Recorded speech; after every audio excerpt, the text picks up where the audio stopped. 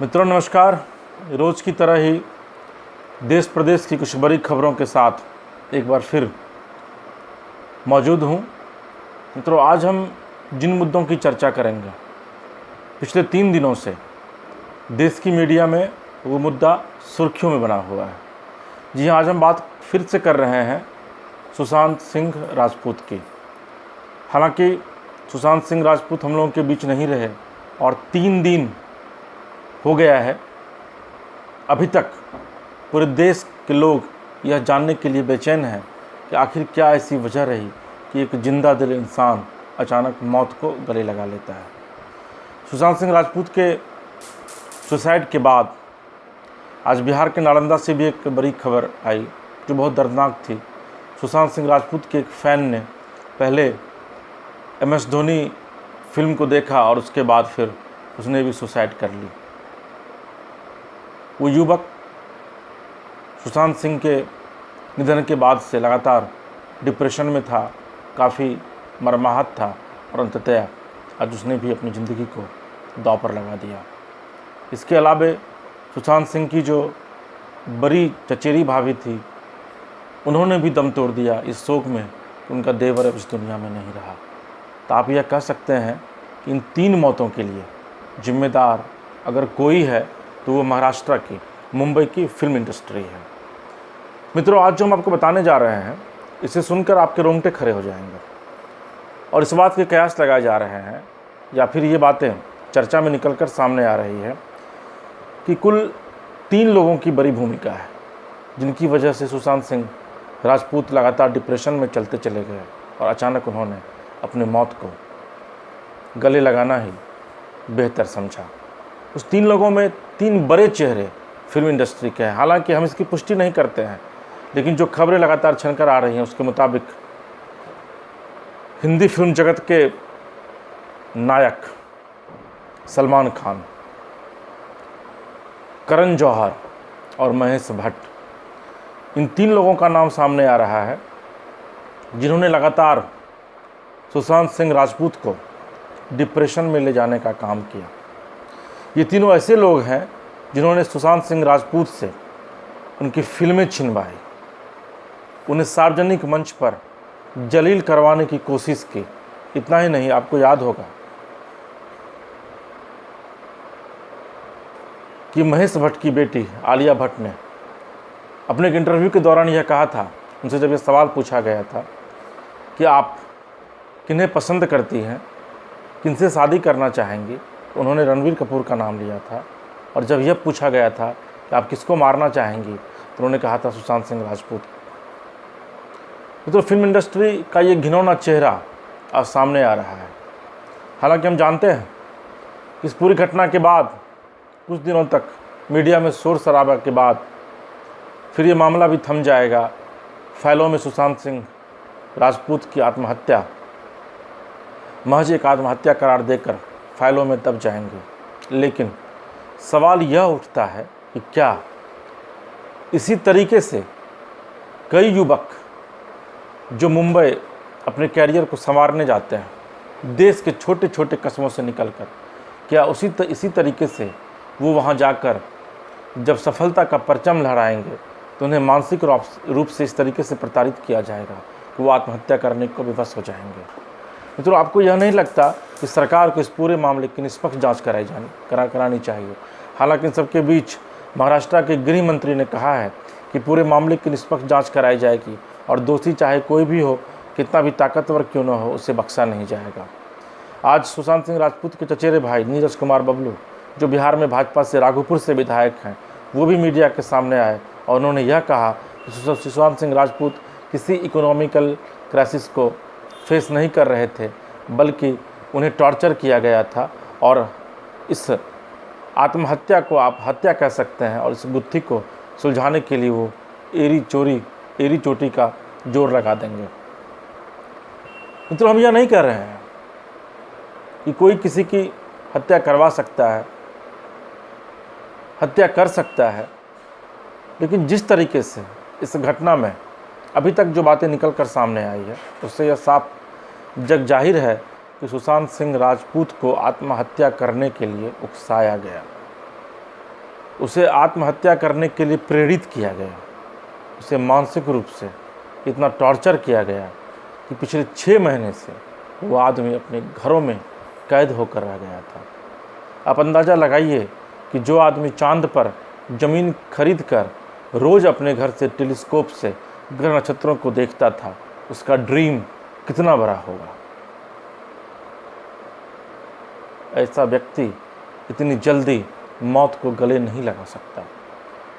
सुशांत सिंह राजपूत के चाहने वाले कई लोग, जो जानकारी मिली है कि एम एस धोनी ने भी क्रिकेट में खुद को किस तरीके से स्थापित किया, ये किसी से छिपी हुई नहीं है।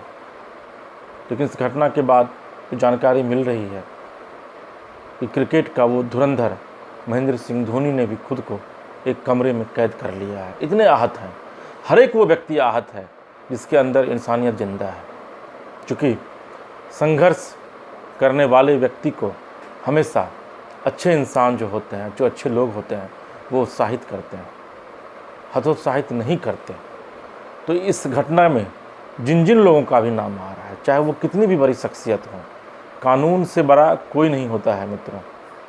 कानून के दायरे में ही इस देश का सर्वशक्तिमान व्यक्ति जो प्रधानमंत्री होता है, वह भी कानून के दायरे में आता है। तो फिर ये जो नाचने गाने वाले लोग हैं, जिन्हें हम अभिनेता कहते हैं, जिन्हें हम एक्टर कहते हैं, जिन्हें हम नाचने गाते हुए स्क्रीन पर देखते हैं, उनकी इतनी बड़ी शख्सियत नहीं है कि कानून उनके सामने बौना साबित हो।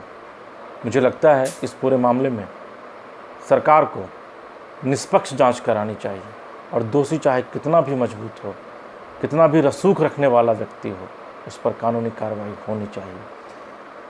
मित्रों, आज बिहार के पटना सहित देश के कई जगहों पर सुशांत सिंह राजपूत के समर्थन में कई संगठनों ने प्रदर्शन किया है, पुतले जलाए हैं सलमान खान के, करण जौहर के, और सरकार से निष्पक्ष जांच की मांग की है। कई संगठनों ने सरकार को अल्टीमेटम भी दिया है कि अगर सरकार इस पूरे मामले पर कार्रवाई नहीं करेगी, इस आंदोलन को और तेज किया जाएगा। अंदाज़ा लगाइए आप इस परिवार पर क्या बीत रही होगी, जिसने अपने एक ऐसे बेटे को खोया है जो बेटा पूरे जगत में इस परिवार का नाम रोशन कर रहा था। मित्रों, हम तमाम लोगों को इस लड़ाई को लड़नी होगी और हमें लगता है कि आपके अंदर भी एक वेदना है और वो वेदना सुशांत सिंह के लिए इंसाफ मांग रही होगी। तो मित्रों, ये सुशांत सिंह से जुड़ी हुई आज की बड़ी खबर थी। इसके अलावे जो एक बड़ी खबर, जो राष्ट्रीय मुद्दा है, जो सीधे तौर पर राष्ट्र हित से जुड़ा है, वह भारत और चीन को लेकर है। LAC पर लगातार भारत और चीन के बीच पिछले कुछ दिनों से विवाद चल रहा था।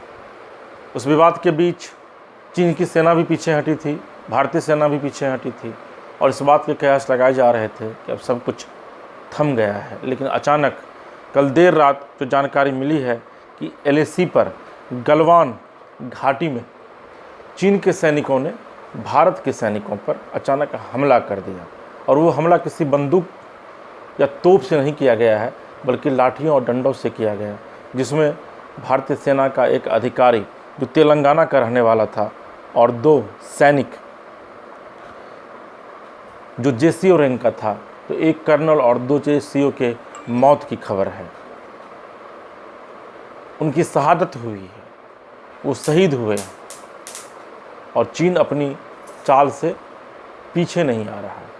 45 साल बाद भारत और चीन की सीमा एक बार फिर से रक्तरंजित हुई है। हालांकि चीन का जो ग्लोबल टाइम्स अखबार है, उसके संपादक ने यह लिखा है संपादकीय में कि इस घटना में चीन के भी कई सैनिक मारे गए हैं। हालांकि चीन इस बात की पुष्टि नहीं कर रहा है, लेकिन सबके बीच लगातार आज पूरे दिन भारत में प्रधानमंत्री की बैठकें होती रही। विदेश मंत्री जयशंकर के साथ प्रधानमंत्री ने बैठक की। राजनाथ सिंह लगातार अपडेट प्रधानमंत्री को देते रहे।